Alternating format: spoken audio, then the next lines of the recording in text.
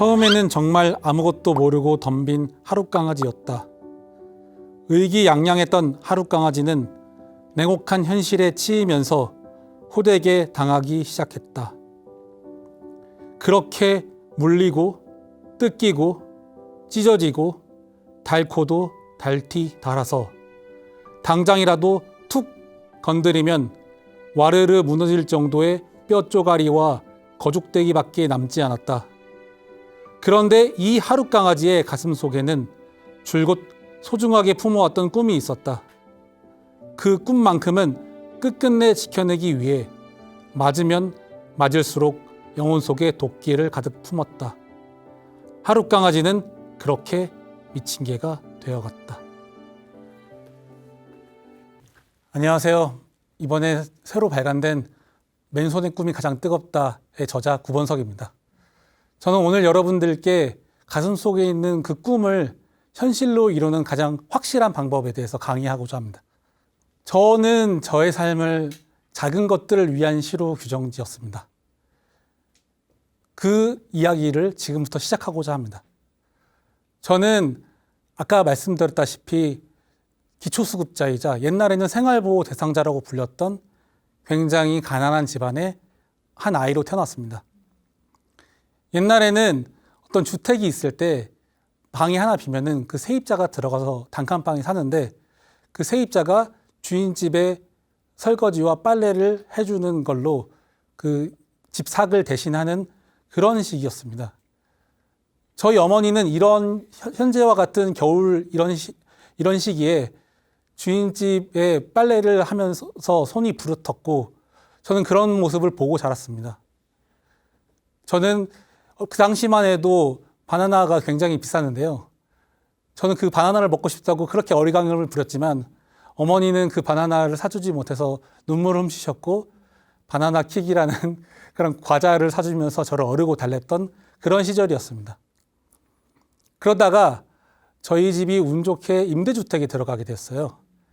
그 학교에서 그런데 저희 친구들이 가난한 임대주택에서 산다고 저를 놀리고 왕따를 시킬 정도로 되게 슬픈 학창시절을 보냈습니다.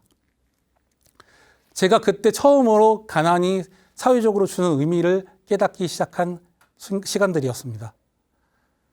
그러다가 사춘기를 겪고 방황을 하면서 우연히 TV를 보게 되었는데 TV에는 같이 가난한 삶에서 시작했지만 그래서 고등학교밖에 나오지 못했지만 인권 변호사라는 꿈을 갖고 결국에 많은 소외된 사람들을 도와주는 삶을 산 어떤 한 사람의 인생 스토리가 나왔습니다.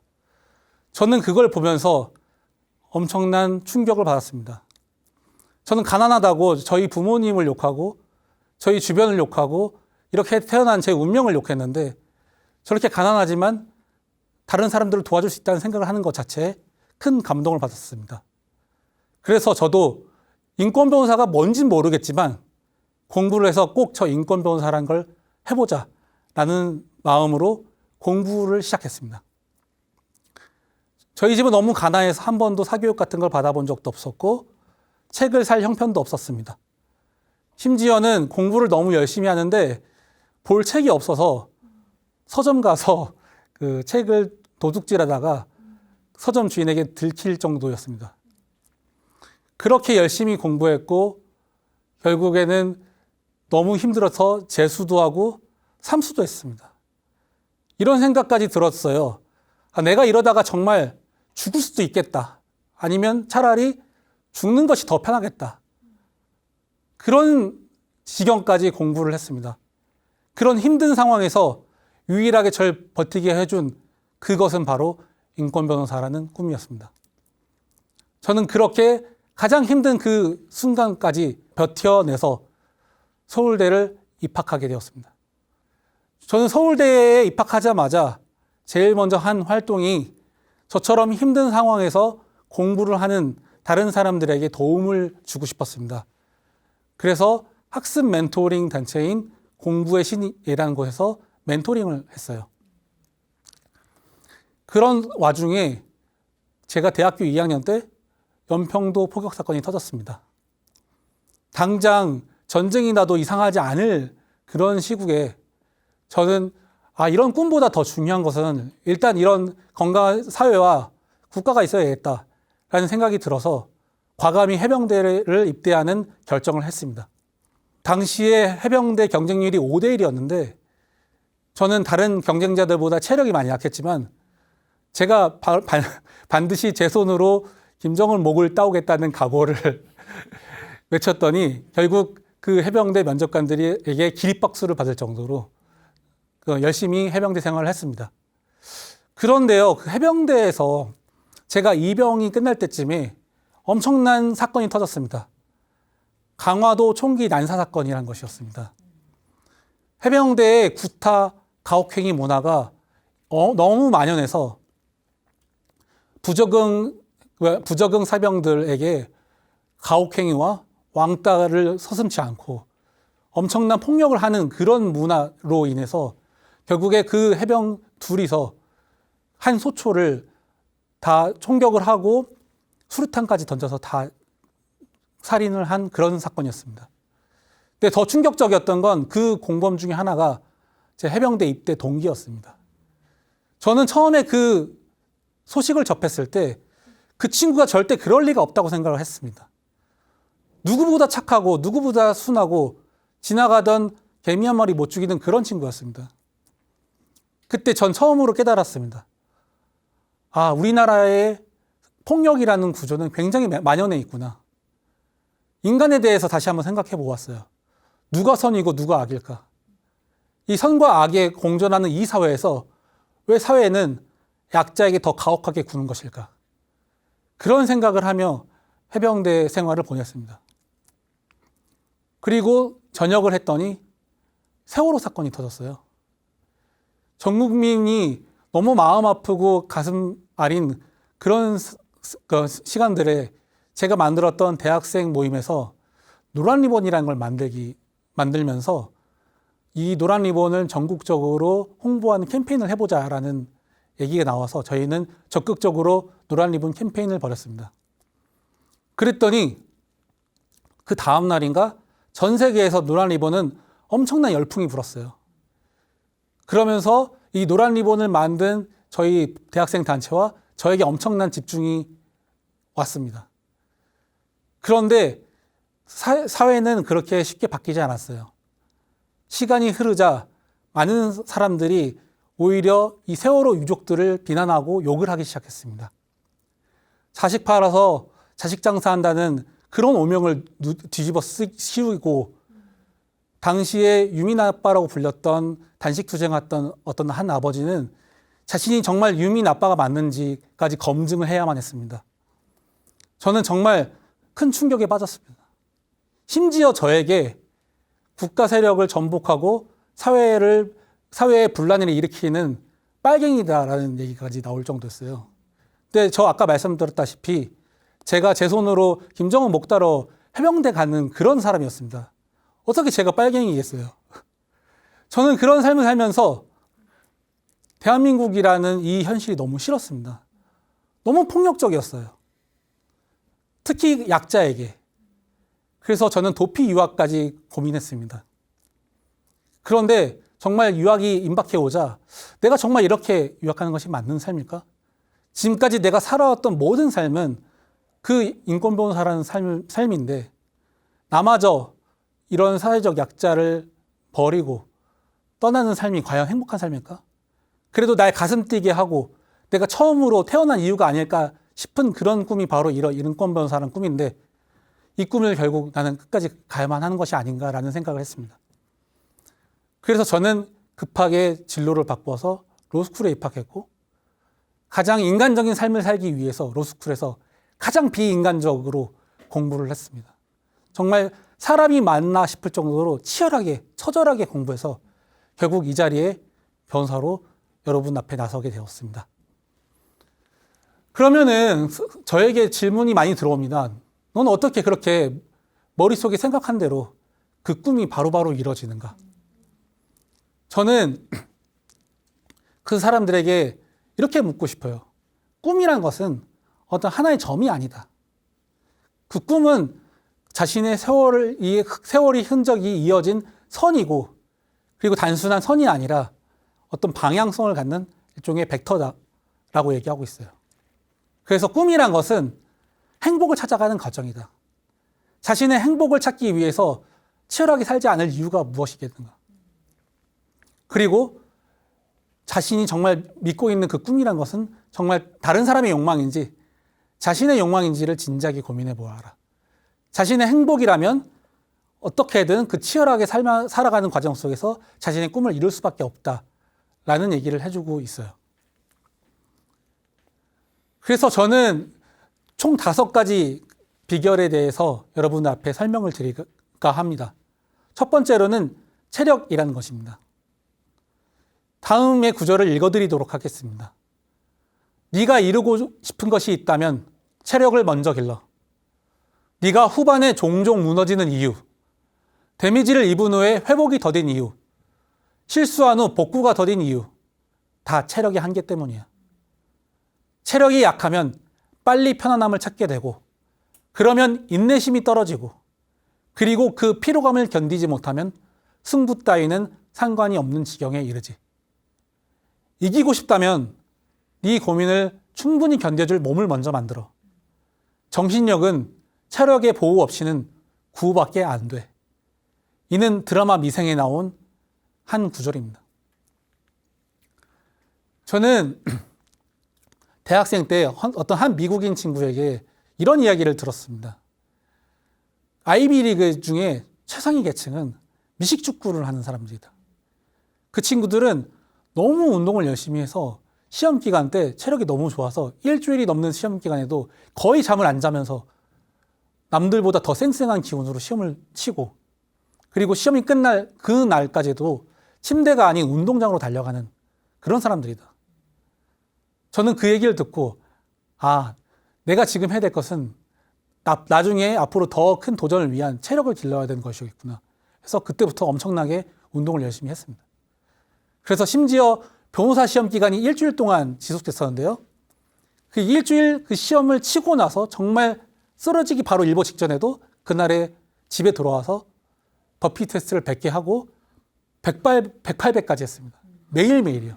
단 하루도 빠짐없이요. 그러면서 또 다시 제가 제 체력에 대해서 스스로 실험한 결과가 있는데, 규칙적인 생활 습관이 체력을 결정하는 50%, 그리고 좋은 영양 상태가 30%, 그리고 운동이 20%다. 그래서 이 운동을 이렇게 열심히 하는 것보다 더 중요한 것은 규칙적인 생활 습관을 만들어가는 것이 더 중요하다. 그리고 이 규칙적인 생활 습관이란 기상 시간과 수면 시간을 일정하게 맞춰놓는 것.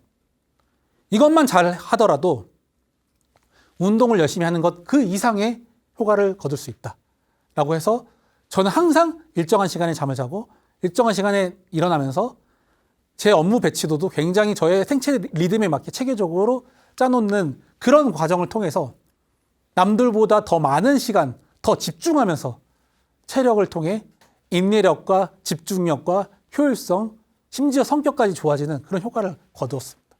두 번째는 메타인지입니다. 이 말이 조금 생소하게 들릴 수도 있어요. 메타인지라는 것은 내가 어떤 생각을 하고 있는지를 생각하는 겁니다. 내가 예를 들어서 이런 상황에서는 이런 생각을 하구나. 또 이런 상황에서 이런 생각을 하는구나를 다시 한번 생각해 보는 거예요. 그래서 그 생각의 그룹을 만들고 나는 평소에 이런 생각 습관을 가지고 있어. 내가 진짜 아는 것, 내가 진짜 모르는 것이 무엇인지를 정확하게 아는 것이 바로 이 메타인지입니다.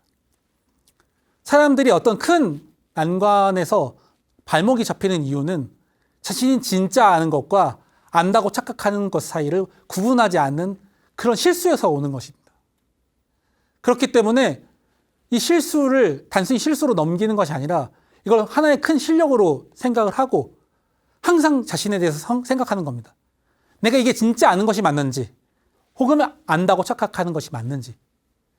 그래서 대부분의 아마추어들은 굉장히 노력을 열심히 하지만 어느 임계점에 다달라서 결국에 실력이 어느 정도 넘지 않은 현상을 겪게 될 겁니다.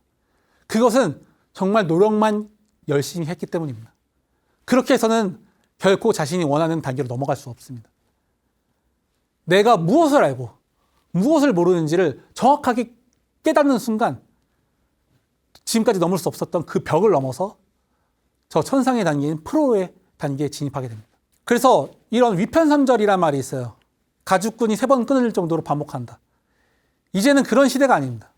단순히 그런 재학습, 반복 학습만으로는 여러분들 혹은 반복 활동만으로는 여러분들의 꿈을 이룰 수가 없습니다. 공부를 하면서 혹은 어떤 운동이나 어떤 업무를 하면서 항상 스스로에 대해서 생각해야 돼요. 내가 지금 잘하고 있는 게 맞는지, 내가 어느 정도 단계에 와 있는지를 항상 셀프 테스트를 하면서 자신의 현재 상태를 점검해 봐야 돼요. 그리고 그것 중에 가장 효과적인 것이 다른 사람들에게 설명하는 방법입니다. 그래서 저는 어떤 한 초등학교 청자를 가정을 하고 항상 제가 어떤 걸 공부를 하거나 어떤 걸 배웠을 때 그 정도 수준에 맞는 설명하기를 배웠어요. 그리고 항상 쉽게 말하고 항상 중요한 것과 중요하지 않은 것을 항상 가리고 저의 모든 언행을 복기하면서 잠을 자기 전에는 항상 내가 오늘 무슨 말을 했고 무슨 행동을 했는지를 스스로 반추하는 시간을 가졌습니다. 그 다음에 3번째는 약속입니다. 많은 사람들이 약속의 힘을 간과하고 있는 것 같아요. 하지만 이 약속이란 것은 너무나도 무섭고 이 너무나도 무서운 이 약속의 힘을 알면은 여러분들에게는 엄청난 신뢰 프리미엄이라는 것이 생깁니다. 신뢰 프리미엄이라는 것은 이 사람한테 맡기면은 이 사람 약속을 너무 잘 지키는 사람이니까 무조건 믿고 맡겨도 돼. 묻지도 따지지도 말고 이 사람에게 맡기자. 라는 그런 프리미엄입니다. 예를 들어서 유재석 씨에게 어떤 프로그램을 맡기면 최소한 평타 이상의 시청률이 나오지 않습니까? 이런 것이 신뢰 프리미엄입니다. 그렇기 때문에 어떤 그런 신뢰도를 만들어 나가는 것은 굉장히 어려운 일이지만 그 반대말로 약속을 한 번 깨면은 저희가 지금까지 쌓아왔던 모든 것들이 다 무너지게 되어 있습니다. 그래서 어떤 한 약속을 할 때 항상 책임감을 가지고 내가 정말 지키지 못할 약속이라면 하지 않는 것이 최선입니다. 그리고 만약 약속을 했다면 정말 무슨 일을 다해서라도 그 약속을 반드시 지키는 것이 차선입니다. 그리고 그 약속 중에서 가장 어려운 것이 바로 자기 자신과의 약속입니다. 여러분들은 오늘도 자기 자신과의 약속을 했을 겁니다. 운동을 열심히 하기, 다이어트 하기, 일주일에 책 한 권 읽기 등 여러분들은 매일 수도 없이 스스로와의 자기 약속을 하고 삽니다.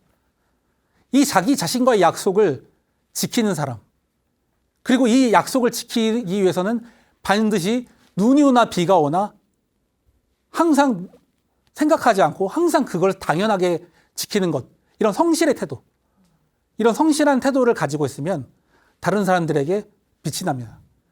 자기 자신과의 약속이 가장 어려운 약속인데 그 약속을 지키는 사람은 다른 사람과의 약속도 반드시 지킬 수 있는 사람이란 믿음이 생기기 때문입니다. 그래서 여러분들은 다시 한번 정리해드리면 일단 약속을 하지 않는 것이 좋고, 약속을 한다면 그 약속은 반드시 지키는 것이 좋고, 그리고 그 약속 중에서 가장 어려운 것은 자기 자신과의 약속이기 때문에 항상 매일 스스로 자기 자신과의 약속을 지키는 삶을 살아가자라는 것입니다. 그러면 저처럼 너무나도 가난하고 너무나도 소외받던 그런 사회적 약자에게도 이런 약속을 잘 지킨다는 이미지가 있으면 반드시 한 번은 기회가 오기 마련입니다. 그 다음에 4번째는 디테일입니다. 방망이 깎는 노인이라는 한 수필이 있어요. 그러니까 어떤 그 중간에 기차 시간이 남는 어떤 한 작가가 그 방망이를 깎고 있는 노인에게 방망이를 깎아달라고 주문을 했어요. 그런데 그 노인이 이미 방망이를 다 완성을 해놨는데 오히려 그 완성하는 시간보다 다 완성해서 계속 아무것도 아닌 걸 계속 살짝 계속 깎는 시간이 오히려 더 길어진다는 겁니다. 그래서 그 노인에게 이쯤 됐으니까 그만 줘라 라고 했지만 그 노인은 오히려 역정을 냈습니다. 나는 이 완성되지 않은 방망이를 팔 생각조차 없다. 이걸 가져가고 싶으면 난 차라리 안 팔겠다. 이런 노인의 자세. 즉 무슨 얘기냐면은 0에서 99%에 가는 것은 누구나 할 수 있습니다. 하지만 99%에서 100%에 가는 그 1%의 단계는 아무나 할 수 있는 것이 아닙니다. 그래서 내가 99의 단계에 와 있어서 나 스스로 자신을 만족하지 마십시오. 진짜 되는 사람과 되지 않는 사람은 그 99에서 100으로 올라가는 그 1%를 잘하는 사람입니다. 그래서 항상 스스로에게 내가 정말 지금 최선을 다하고 있는지, 정말 빠진 것이 있는 것이 아닌지, 내가 부족한 것이 있는 것이 아닌지 항상 스스로 생각해 보면서 그 부족한 점을 메꿔나가는 그 치열한 자세를 가지고 살아야 합니다. 그리고 여러분들이 원하는 그 꿈의 그 마지막 단계에는 여러분들이 가장 그 약한 그 맹점들을 건드리고 있는데, 그 맹점들이라는 것은 바로 기본입니다. 기본이란 것은 누구나 쉽게 생각하지만 가장 모든 사람들이 쉽게 소홀히 여기는 영역입니다. 그래서 이 기본에 대해서 진지하게 생각하고 이 기본에 대해서만큼은 정말 깊이 고민하고 완벽주의를 기하는 사람, 그런 사람만이 여러분들은 결국 그 마지막 단계를 넘어설 수 있다고 생각을 합니다. 마지막으로는 함께 하는 삶입니다. 여러분들은 혼자서 자신의 꿈을 절대 이룰 수 없다고 생각합니다. 반드시 다른 사람과 함께하는 삶을 살았을 때 여러분들이 원하는 꿈을 진정으로 이룰 수 있다고 생각합니다. 저는 그 중에서 두 가지 덕목을 최우선 덕목으로 뽑는데요. 첫 번째로는 예의입니다. 예의라는 것은 나를 낮추는 것 같지만 결국 나를 높이는 것입니다. 전 세계 모든 문명에 공통적으로 존재하는 보편적인 법칙이 있어요. 이거를 황금률이라고 부릅니다. 동양에서나 서양에서나 옛날 고전에서나 현대에서나 그 사회에서 공통적으로 지키는, 인간이라면 반드시 그걸 지키는 것이 아닐까라고 생각하는 그런 황금률. 그게 바로 무엇이냐면 자신이 대접받고 싶은 만큼 남에게 먼저 대접하라라는 것입니다. 존경받고 싶으세요? 그러면 먼저 다른 사람을 존경을 해주세요. 만약 다른 사람을 무시한 사람이세요? 그러면 반드시 당신은 무시받는 삶을 살게 될 겁니다. 사랑받고 싶으세요? 그러면 먼저 사랑을 베푸세요. 저는 누구보다 인간답게 살고 싶기 때문에, 누구보다 존경받는 삶을 살고 싶었기 때문에 항상 다른 사람들에게 인간적으로 대우해주고 그 어느 누구에게든지 존경을 해왔습니다. 그랬더니 많은 사람들에게 존경받고 많은 사람들이 저를 좋아해주는 그런 삶을 살고 있는 것입니다. 너무나도 행복해요. 그 다음으로는 겸손입니다. 겸손이라는 것은 대단한 것이 아닙니다. 각자에게 그의 몫을 나눠주는 겁니다. 이 말이 무슨 말이냐면 지금 여러분들이 가지고 있는 그것은 진정 여러분 것이 아닐 수도 있습니다. 아니요, 여러분 것이 아닙니다. 다 어느 누군가로부터 일정 부분 받아온 것들입니다. 그래서 내가 어떤 영광을 혹은 어떤 성과를 취했을 때 이건 온전히 자기 자신의 것이라고 생각하지 않고 그걸 면밀히 가려서 이건 누구로부터 빌려왔고 이건 누구로부터 받아왔고 누구로부터 받아왔으니까 그걸 나눠주자. 그걸 고마워하자. 그 사람들에게 감사해야 하자. 라는 삶의 자세가 겸손이라고 생각합니다. 그래서 항상 다른 사람들에게 먼저 성과를 베풀어주고, 만약 내가 사회로부터 받은 것이 있다면 사회에게 환원해주는 그런 삶을 사는 것이 겸손이라고 생각합니다. 그래서 겸손한 삶은 정의롭고 정직하고 아름다운 사람이라고 생각합니다. 전 여러분들과 꼭 하고 싶은 약속이 있습니다. 이 자리에서 여러분들과 하고 싶은 약속이 있어요. 저는 아까 말씀드렸다시피 제 삶을 작은 것들을 위한 시, 즉 사회적 약자를 위한 그런 삶을 사는 것을 목표로 하고 있습니다. 그것이 저의 꿈이에요. 그리고 저는 이제 새 출발 단계에 와 있습니다. 저희 끝나지 않는 꿈 여러분들이 지켜봐 주시고 응원해 주셨으면 좋겠습니다. 그리고 여러분들도 지금 갖고 있는 여러분들의 소중한 꿈, 이 꿈들을 여러분들도 반드시 오늘부터 실천해 나가는 삶을 진지하게 저도 응원하고 싶습니다. 만약 내가 지금 어떤 것이 꿈인지도 모르는 사람은 오늘 다시 자신의 인생을 다시 한번 점검해 보면서 내가 진정으로 하고 싶은 것은 이거였구나. 이걸 했을 때 가장 행복하구나. 이걸 다시 한번 생각해 보시고 그 가슴 속에 남아있던 그 꿈을 건져내서 오늘부터 실천해 보는 삶은 어떨까요? 여러분들도 그 꿈을 이루고 저도 그 꿈을 이루어서 결국 여러분들과 함께 정상에서 마주하고 싶습니다. 네, 이상 오늘의 연사 구본석이었습니다.